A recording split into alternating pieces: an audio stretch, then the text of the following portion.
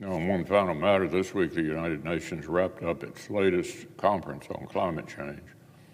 World leaders took private jets to Dubai, and the Biden administration's special climate envoy, John Kerry, returned triumphant with a joint statement condemning the evils of coal power. Elite liberals sure are obsessed with killing jobs in places like Kentucky, but that's only the half of it. Yet again, the maximum hardships the Biden administration is happy to heap on American workers and consumers are producing no meaningful benefits on the world stage. The past 3 years have been an endless parade of canceled permits and new regulations that make it harder than ever to produce affordable and reliable American energy.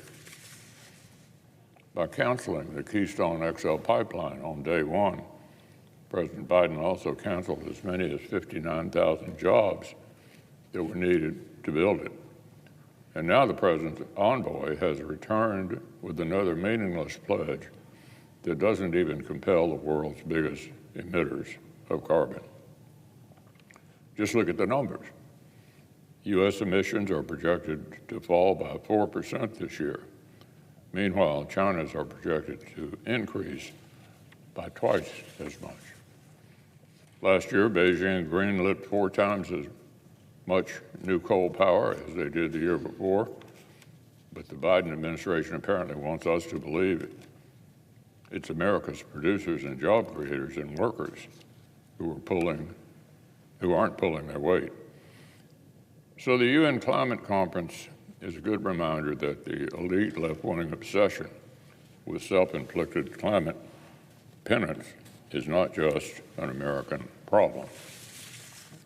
Canada's Liberal government, for its part, has a bold new plan, paying farmers to make sure their cattle don't burn so much. Apparently, Canada's plan is to build around a carbon credit, a nebulous commodity that supposedly negates carbon emissions from activities like flying private jets. Except in this case, the subjects aren't elites looking to ease their conscience on the way to a conference in Dubai. They're the workers who put food on the table. Canada's so-called reducing methane emissions from beef cattle proposal would grant carbon credits to farmers who feed their cows special diets to reduce burning.